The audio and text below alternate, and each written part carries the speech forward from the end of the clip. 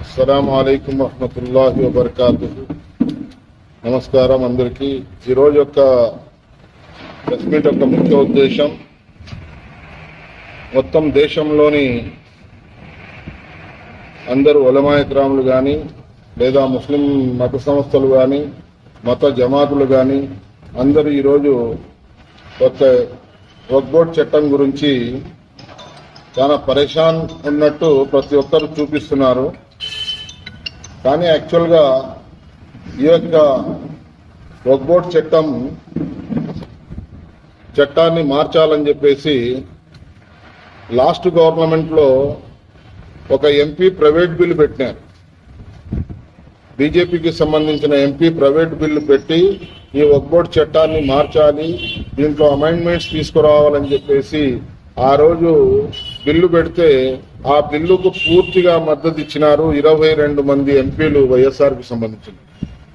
ఒక private MP పెట్టిన బిల్లుకు మద్దతు ఇవ్వాల్సిన అవసరం ఎందుకు వచ్చింది, ఎందుకు చేస్తున్నారని చెప్తే కూడా ఆ రోజు వినకుండా ఖచ్చితంగా మనం బిల్లుకు మద్దతు ఇస్తామని చెప్పినారు. అది అయిపోయిన తర్వాత ఆ బిల్లు అది అప్పుడు రాజ్యసభలో ప్రైవేట్ బిల్లు వచ్చింది. దానికి వైఎస్ఆర్ పార్టీ వాళ్ళు పూర్తిగా మద్దతు ఇచ్చినారు. ఆ బిల్లు ఆ రోజు అది నెగ్గింది.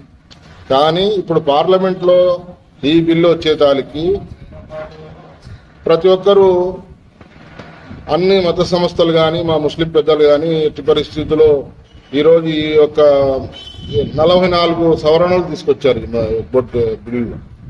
ఏ చట్టం అయితే ఇప్పుడు బోర్డులో ఉందో ఆ చట్టానికి 44 సవరణలు తీసుకొచ్చి 44 మార్పులు తీసుకురావాలనే యొక్క ఉద్దేశంతో ప్రభుత్వము బీజేపీ ప్రభుత్వాన్ని ఎన్డీఏ ప్రభుత్వం చేసినట్టు అందరూ చెప్తున్నారు. అది కరెక్ట్ అయిన ఇదే. కానీ ఇప్పుడు ఈ యొక్క చట్టం మార్పుకు దారి తీసిన ఏదైతే మన వ్యవహారం ఉందో దాంట్లో మన ముతవల్లిదులది కానీ లేదా మన వక్ఫ్ బోర్డుకు సంబంధించిన ఆఫీసర్లది కానీ చాలా వరకు రోల్ ఉంది.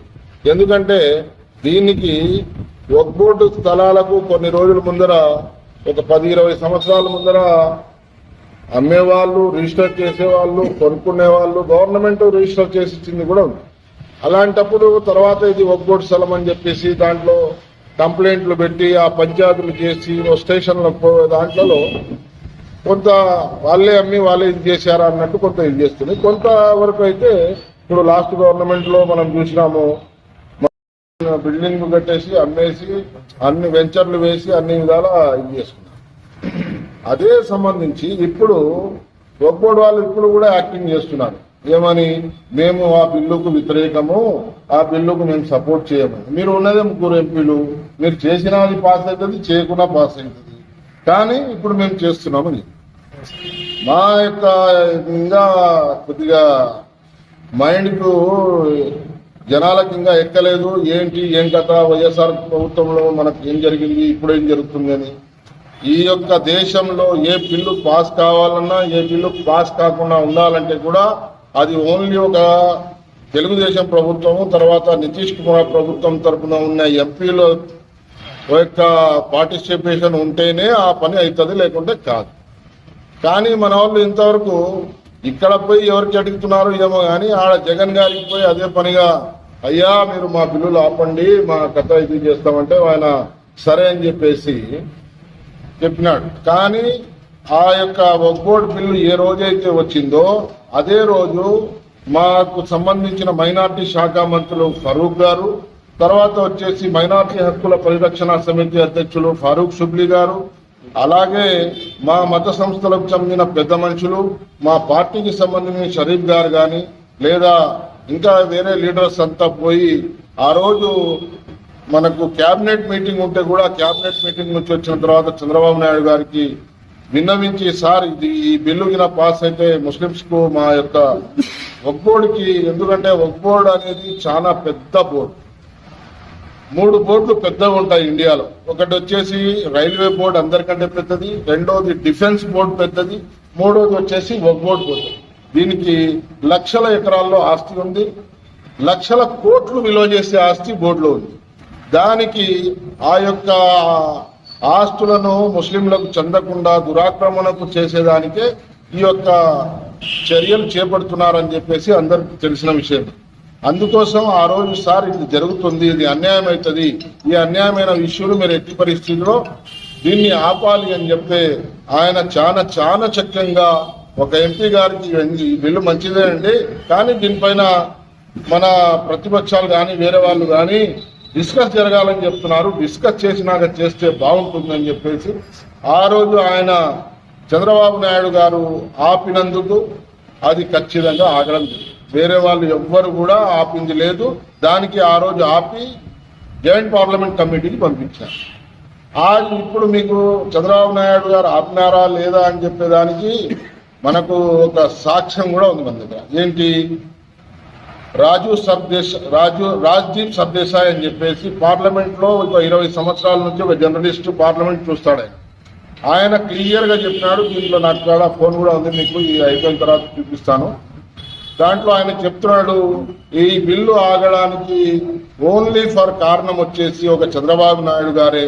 చంద్రబాబు నాయుడు గారికి ఏదైతే ముస్లింలతో సంబంధాలు ఆయన ఉమ్మడి స్టేట్ లో ఉన్నప్పుడు కానీ లేకుంటే ఇప్పుడున్న స్టేట్ లో కానీ ముస్లిం పెద్ద మనుషులతో ఉన్న సంబంధాలను ఆయన దృష్టిలో పెట్టుకొని ఈ యొక్క బిల్లును ఆపకపోతే ముస్లింలు చాలా మంది వ్యతిరేకిస్తారు, ఇబ్బంది పడుతుంది అని చెప్పేసి ఆ రోజు ఆయన పార్లమెంట్ ఒక పెద్ద మనుషులతో అక్కడ పార్లమెంట్ పెద్ద మనుషులతో మాట్లాడి ఆ రోజు ఆ బిల్లును మనకు జాయింట్ పార్లమెంట్ కమిటీకి పంపించడం జరిగింది.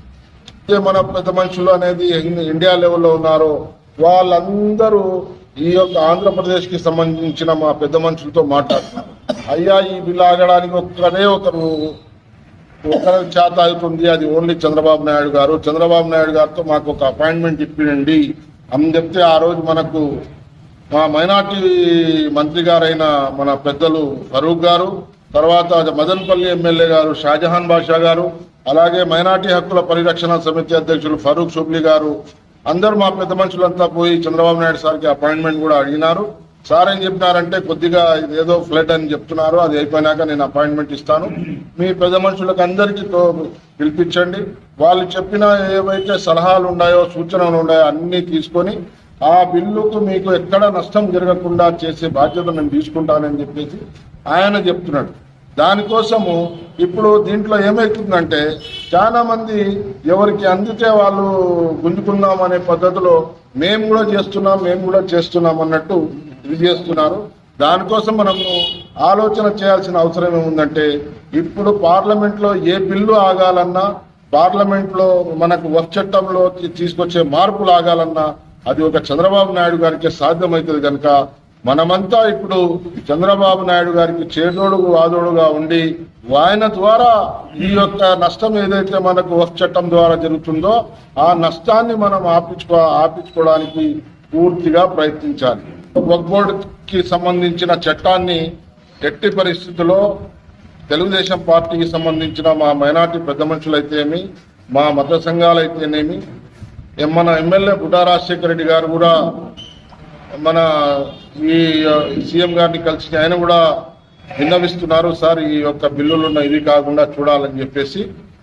టోటల్ మన డిస్టిక్ కి సంబంధించి చిమ్మడి జిల్లాకు సంబంధించిన 2 ఎంపీలు కానీ మా యొక్క తెలుగుదేశం పార్టీ ఎమ్మెల్యేలు కానీ దీనికి టోటల్ గా ఈ యొక్క బిల్లు ఈ యొక్క చట్టాన్ని ఆపి దీనికి నష్టం జరగకుండా చూడాలనే పద్ధతిలోనే ఇది చేస్తున్నారు. దీనికి మన ఎమ్మెల్యే బుడ్డా రాజశేఖర రెడ్డి సహకారం అయితే పూర్తిగా ఉంది.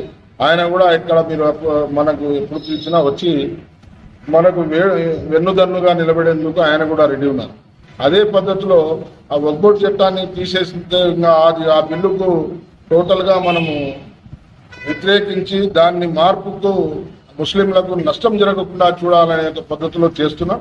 అది ఖచ్చితంగా నష్టం జరగకుండానే చేసేదానికి పూర్తి ప్రయత్నం చేస్తాం. మా నాయకులు చంద్రబాబు నాయుడు గారు ఎవరైతే ఉన్నారో వారైతే ఖచ్చితంగా మాకు భారతదేశానికి సంబంధించిన ఎవరైతే మా మత పెద్దలు ఉన్నారో వారి అందరితో మాట్లాడి వారి యొక్క సూచనల మేరకే ఈ యొక్క చట్టాన్ని మార్పు తెచ్చేదానికి పూర్తిగా ప్రయత్నిస్తారు. కనుక మీరందరూ ఒకసారి దీనిపైన ఆలోచన చేసుకొని వక్ఫ్ బోర్డుకి సంబంధించిన ఈ చట్టాన్ని నిలబెట్టాలంటే అది ఓన్లీ ఫర్ తెలుగుదేశం ప్రభుత్వంతో అవుతుంది. మీరందరూ తెలుగుదేశం పార్టీ చేసే ఈ కార్యక్రమాలందరికీ సహకరించి ముందుకు పోవాలని చెప్పేసి తెలియజేస్తూ ఇంతతో ముగిస్తున్నాను.